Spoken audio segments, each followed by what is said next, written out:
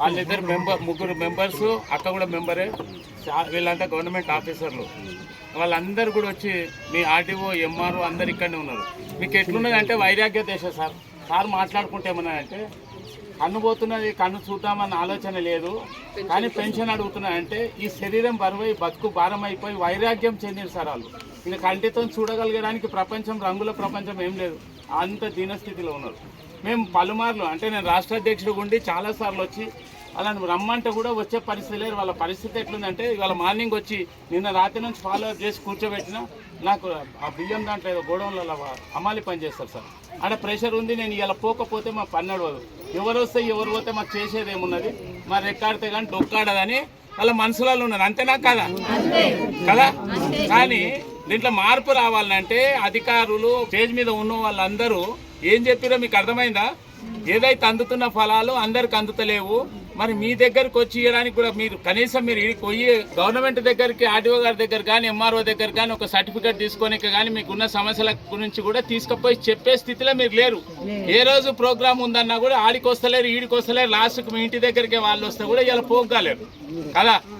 మరి ఇలా సార్ చెప్పింది ఏంటంటే అమ్మగారికి, మేడంకి, ఆర్టీఓ గారికి, ఎంఆర్ఓ గారికి కూడా చెప్పారు, రేపు వచ్చే నెల 5వ తారీఖు లోపల ఉపాధి మార్గం అంటే 75 రకాల పనులు చేసుకొని బతకడానికి మార్గం ఉంది. వాళ్ళ గవర్నమెంట్ 4 లక్షల రూపాయలు లోన్ ఇచ్చి దాంట్లో కొంత సబ్సిడీ ఉంటుంది, మొత్తం కట్టాల్సిన పని ఉండకుండా మిట్టి లేకుండా కొంత అవుతుంది. మరి నిజంగా మనం ఈ రోజు ఇంత కష్టం చేస్తున్నాం, కాయ కష్టం చేస్తున్నాము, మనకు తెలిసిన వృత్తులను ఎంచుకొని మనకు 4 రూపాయలు గవర్నమెంట్ మద్దతు చేస్తే మేము జీవితాన్ని మార్చుకోగలుగుతామన్న నమ్మకం ఉన్న వాళ్ళు ఖచ్చితంగా లోన్ పెట్టుకుంటే దానికి కావాల్సిన మొట్టమొదట 2 డాక్యుమెంట్లు ఉంటాయి. ఒకటి కులం సర్టిఫికెటు, నెక్స్ట్ ఆదాయం అంటే ఇన్కమ్ సర్టిఫికెట్. ఆ 2 సర్టిఫికెట్లు ఇవ్వడానికి మీరు తిరగడం మొదలు పెడితే చాలా టైం ఉంటుంది. ఎందుకు టైం ఉంటుంది అంటే వాళ్ళని కూడా తప్పు పట్టడానికి లేదు ఆఫీస్లో. వాళ్ళు రోజు బిజీగా ఉంటారు, ఎంఆర్ఓ సార్ కానీ ఆర్టీఓ సార్ కానీ వాళ్ళకున్న పనులు ఎక్కువ ఉంటాయి, టైం తక్కువ ఉంటుంది. కాబట్టి మీ అదృష్టము, మనందరి అదృష్టం ఏంటంటే ఈరోజు స్థానికంగా ఉన్న అన్న కూడా సంగీతం శ్రీనివాస్ అన్న నేను పక్కన ఉంటే నేను చెప్పేదానికంటే బ్రహ్మాండంగా చెప్పాను. మన స్థితిగతుల గురించి మనకేం కావాలనేది మీ నోట్ల నాలుకున్నా మీరు చెప్పలేని స్థితిలో ఉన్నారు, మీరు ఈ మీటింగ్కి రాలేని స్థితిలో ఉన్నారు. ఇప్పుడు ఏమవుతుంది అంటే మాకు కూడా బాధనే ఉన్నది. వాళ్ళు ఇక్కడికి వచ్చినాక కూడా మీరు వీడికి రాకపోతే పొద్దున అమ్మలందరికీ చెప్పిపోయినా, అక్కలందరికీ చెప్పిపోయినా, పొద్దున 6 గంటలకు వచ్చినా 7 గంటలకు వచ్చినా మీకు చెప్పిపోయినా కదా, 12 గంటల వరకు టెంట్ వేసి అనేది కూర్చుంటే ఇలా మీ బాధ ఏముందో వచ్చినప్పుడు చెప్పండి అమ్మ, ఫలితాలు వస్తాయని. మీకు కావాల్సినవి ఆ జమానాలు ఇచ్చిన ఇల్లు ఏవైతున్నాయో అవి ఇలా సరిపోతలేవు లేని వాళ్ళకు.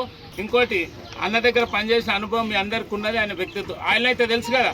ఆయన దగ్గరికి పోయినా మళ్ళొక్క రోజు సార్ చైర్మన్ గారు ఏం చెప్పిండంటే ఇండ్లు లేని వాళ్ళకి ఇండ్లు ఇవ్వండి, సర్టిఫికెట్లకు ఇబ్బంది పెట్టకుండా మీరు పోయి అప్లికేషన్ పెట్టుకొని ఈ సేవల సార్ దగ్గరికి పోతే, మేడం దగ్గరికి పోతే వాళ్ళు ఇమ్మీడియట్ సర్టిఫికెట్ ఇవ్వడానికే సిద్ధంగా ఉన్నారు. వాళ్ళు ఇలా వేదిక మీద ఉన్నారు కాబట్టి మన సమస్యలు వాళ్ళకి తెలిసినాయి. ఇక్కడైనా మీరు దయచేసి ఏమంటారంటే మళ్ళీ వెళ్ళిపోగానే మీ స్థానాలలో మీ ఇంట్లో మీరు బయటికి వెళ్ళకుండా ఉండి మీరు చెప్పకుండా ఉంటే మన నొప్పి రాంది డాక్టర్ వచ్చి ఇంటికి సర్జరీ చేయడు, మందేయడు. అమ్మగారు కూడా వచ్చారు. ఇల్లు లేని వాళ్ళకి కానీ లోన్లు కానీ ఇంకా ఇతరత మనం పోవడం అనేది స్టార్ట్ అయితే వాళ్ళని అప్పుడప్పుడు కలుస్తూ ఉంటే వచ్చే మార్పులు ఏమొస్తాయి, ఏం స్కీమ్లు వస్తాయి. అందరికి ఒకటే రోజు జీవితాలు మారకపోవచ్చు.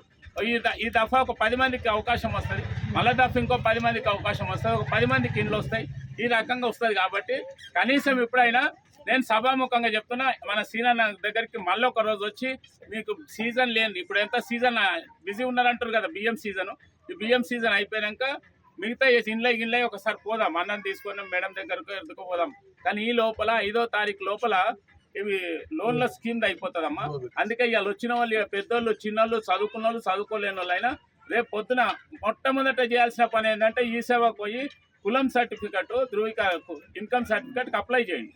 అప్లై చేసినాక పండుగ 1వ తారీఖు 2వ తారీఖు నేను మళ్ళీ వస్తా, అన్నం తీసుకొని మళ్ళీ ఆర్టీఓ మేడం దగ్గరికి, ఎంఆర్ఓ మేడం దగ్గరికి పోయి మీ సర్టిఫికెట్స్ వచ్చినాయి వస్తే మంచిది, రాని వెంటనే సార్ చెప్పిన ఆదేశాలు ఇచ్చిండు, వాళ్ళని బతిమాలు చెప్తున్నాడు సార్ కూడా. ఎందుకంటే మీరు ఇటువంటి వాళ్ళకి న్యాయం చేయండి అంటుండ్రు. అర్థమైందా? నోరు లేని వాళ్ళు, మనకు నాలుకలు ఉన్నాయి కానీ నోరు లేదు, మేము కడుపులో బాధ ఉంది కానీ చెప్పుకునే పని చేస్తలేదు.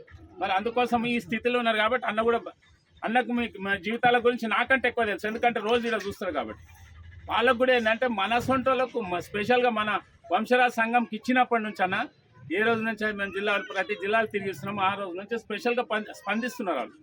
ఇంతకన్నా అవకాశాన్ని వినియోగించుకుంటే ఇంకెవరేం దేవుడు కూడా మార్చలేడమ్మా. మనకి ఇది వచ్చి అందించిన అవకాశం దయచేసి రేపే మీరు అందరు అప్లై చేయండి. అప్లై చేస్తే మేము 31వ తారీఖు 1వ తారీఖు 4 రోజుల ముందే వస్తాను. వచ్చి అన్నను కూడా తీసుకొని ఎంఆర్ఓ గారి దగ్గరికి, ఆర్డీఓ గారి దగ్గరికి మీరు అప్లై చేస్తే, మీరు ఆల్రెడీ అప్లై చేసి ఉండాలి, అప్పటికల్లా చేస్తే సర్టిఫికెట్లు తీసుకొని లోన్లకు వెళ్తే ఒక్కొక్క పని స్టార్ట్ అవుతుంది.